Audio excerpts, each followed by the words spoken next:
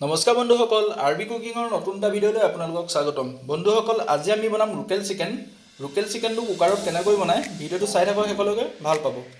বন্ধুসকল, কুকাৰটো আমি গেছত পাতি দিলোঁ। চব কুকাৰটো গৰম হৈ গ'ল। ইয়াত আমি দি দিলোঁ 2 চামুচমান তেল। তেলটো এতিয়া গৰম হ'বলৈ দিম। তেলটো গৰম হৈ আছে। ইয়াতে দি দিলোঁ আমি দুটামান গোটা জিৰা। চব বন্ধুসকল, গোটা জিৰাটো দি দিলোঁ আৰু ইয়াতে দিম আমি কাটি থোৱা পিঁয়াজখিনি। গোটা জিৰাখিনি যেতিয়া আমাৰ হৈ গ'ল, আমি ইয়াতে দিলোঁ পিঁয়াজখিনি দিয়া হৈ গ'ল।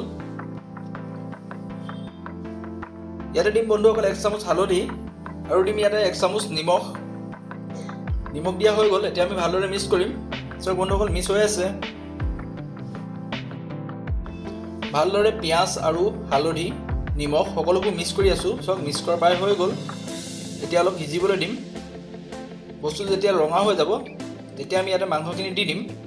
চব বন্ধুসকল, পিঁয়াজটো প্ৰায় ৰঙা হৈ গ'ল।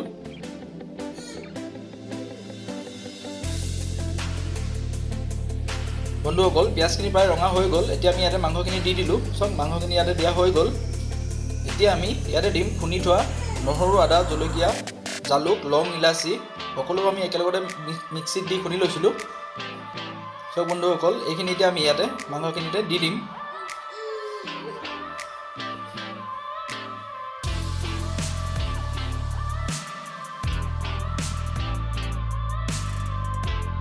ইয়াত আমি সকলোবোৰ দি দিলোঁ। এতিয়া আমি ইয়াতে দিম গৰম মছলা। চ' গৰম মছলা দি দিলোঁ আৰু ইয়াতে দিম আমি ৰেড চিলি পাউডাৰ। সকলোবোৰ মছলা দিয়া হৈ গ'ল। এতিয়া আমি ভালদৰে মিক্স কৰিম। চব মিক্স হৈ আছে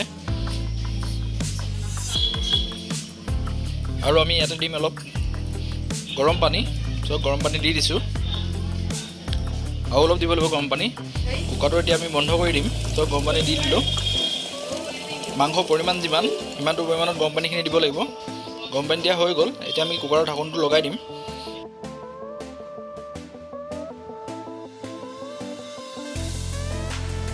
কুকাৰৰ ঢাকনটো লগাই 20 মিনিটমান ৰখাৰ পিছত আমাৰ হৈছে মাৰিলে দুটা। মাৰিলে দেখিছেনে? এটা মাৰিলে আৰু মাৰিলে আৰু এটা।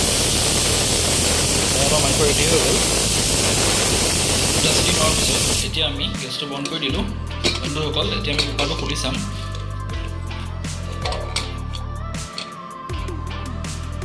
চব বন্ধুসকল, কালাৰটো কিমান ধুনীয়া হৈছে। মাংসটো বহুত টেষ্টি হৈছে খাবলৈ চাগে। চব বন্ধুসকল, কালাৰটো চব। মাংসটো অলপ টেষ্টি হ'বৰ কাৰণে আমি ইয়াতে দি দিলোঁ ধনিয়া পাত। বন্ধুসকল, ধনিয়া পাত দি দিয়া হৈ গ'ল। বন্ধুসকল, যদি মোৰ ভিডিঅ'টো চাই ভাল পালে লাইক কৰিব, শ্বেয়াৰ কৰিব, লগতে চেনেলটো ছাবস্ক্ৰাইব কৰি দিব। ধন্যবাদ।